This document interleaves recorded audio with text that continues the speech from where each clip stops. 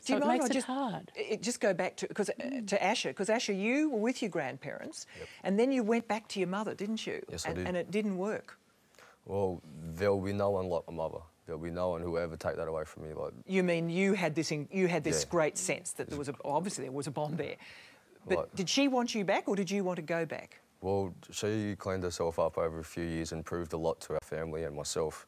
And coming back into my life at the age of 11 was a huge feat for me. So I was very happy, very overwhelmed, and that's like my own grandmother said to me, "Asher, you're making a mistake moving down here with your mother." I said, "No, I'm 14, I'm big enough and old enough to look after myself. I'm going down with my mum." Gave it a year and yeah, it was back to normal. So that was that must have been super tough, actually. Like did you go back to your grandparents? No, because at the time, my grandmother, as director of nursing, she put a lot of effort into her time and looking after her own mother. Right. So there wasn't really room for me up there. But I've got a strong belief that if someone would have reached out and helped my mum and taught her how to be a parent, there would have been I would still be with her right now. You're nodding your head, Bev, or? Yes, I am.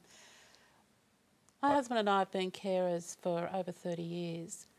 When we first used to care for children, often there would be young mums, teenage mums with new babies, and you would have the mum and the baby placed in care so that the mum could learn how to be a parent, get the skills they needed, if need be, go to school. You don't see that happening these days, and I really think we need to look at doing something like that again, just as one more option. Yeah. There's plenty of other options that we could be doing as well, but that's just one. Leah, why doesn't that happen anymore? It does happen in very, very small cases. I think it should happen more. I'm not sure why we have stopped trialling some of those sorts of things. It actually would cost less for our community if we brought the mum and child into care and could support a mum to learn to parent effectively than keep a child in care. Can I just have the boom over here, because the gentleman in the front row would just like to comment. We'll just wait, otherwise the masses won't hear you. Go ahead. I'm from Lighthouse Foundation in Victoria. We actually run a program for young mothers and we work from an attachment model. And the idea is actually to work in those first 2 years of life to support the mother with parenting strategies, but also to build a healthy attachment to the child as well. So there is programs that are running in Australia. You think it's working? It is working, yes. And we're currently evaluating the program at the moment, and the first 6 months have worked really well. So we'll learn a little bit more in a couple of years, I guess. Well, I must say, just very quickly, Leah, that the most kids I notice when I look at the statistics who get taken away are in that 1 to 4 age group. That's obviously even more than teenagers. Yeah. And mothers with depression, maternal depression, are a sort of major factor. I mean, surely we can do something about this. Yeah, I guess it's difficult. Our infants are our most physically fragile children as well. They're actually the age group that's most likely to die from abuse and neglect. So we do have to be very, very careful and make cautious decisions. Sometimes we've got to remove children for a short time while parents are supported to change. But you know, we really do need to think much more creatively. So to try and overcome that fragmentation of our system. So bringing parents and children into care together makes a lot of sense to me. Well, in fact, it is clear that the child protection system has huge challenges and that prevention is better than cure.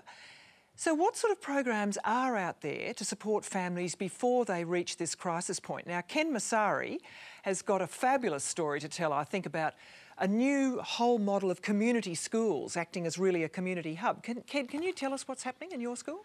We've had probably an 18-month pilot that's been supported by Department of Human Services in the form of child protection and also Child First. Where are you, by the way? I'm in Geelong, northern suburbs of Geelong. And our schools are trying to address some of the challenges that some neighbourhoods present. Some of the high risk factors in areas of child abuse are things like unemployment, long-term poverty, inadequate housing, and that was a case for our suburb. And tell me what you do. What do you offer?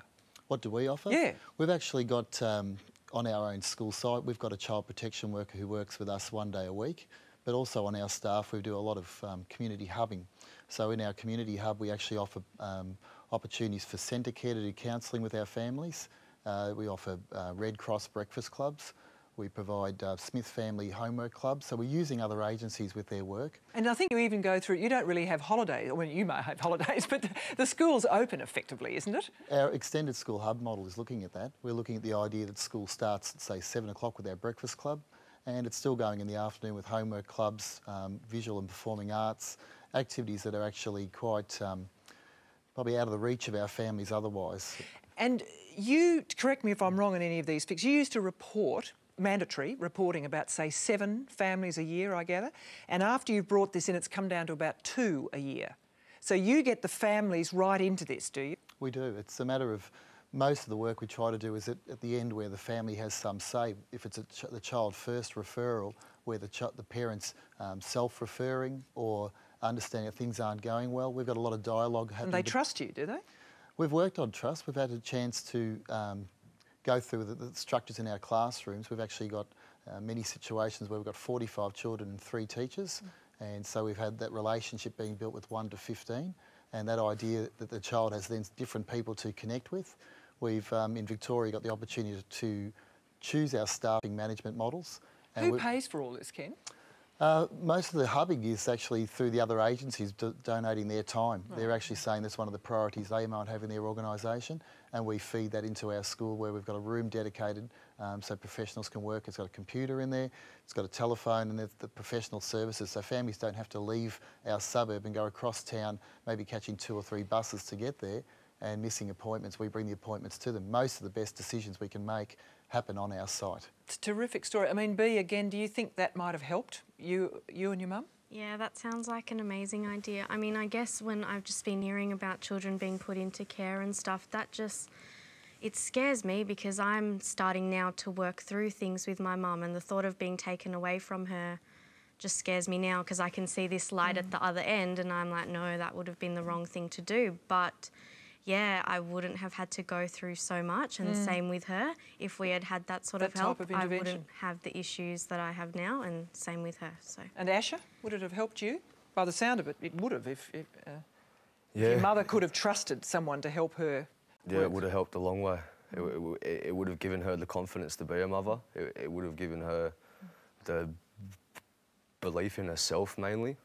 I think that's what should be lacking, the belief in herself, the knowing that I'm here, that there are people here to help. Can I go to Sue Packer? I mean, is that whole community, I mean, there are various things, but that's a really interesting, practical, hopeful idea, isn't it? I think it is. Children were never meant to be brought up by one person in isolation. I mean, all of us find parenting extraordinarily difficult at times, and if you're coming from a position where you didn't have good parenting yourself and you've got no supports, you're doomed to failure unless there are people that you can look to for help. And one of the hardest things for most people at the moment is to find somebody they can trust enough and can identify to get help from. And if these people are more identifiable, it does help a lot. I think at the same time we have to bear in mind, looking at that film again, some mothers cannot focus on their child enough to be safe with the child. And we can't get carried away with what we might do. You have to keep focused on the child at that time. And it doesn't mean even if they go into foster care that that's doomed the relationship with the mother. If the child has a chance to form really good attachments and really develop emotionally healthily as a baby and young child, it's probably more important for them to stay in the one place then. But it doesn't mean you exclude the mum. The mum is still helped, but she might not be able to improve enough in the time the baby needs.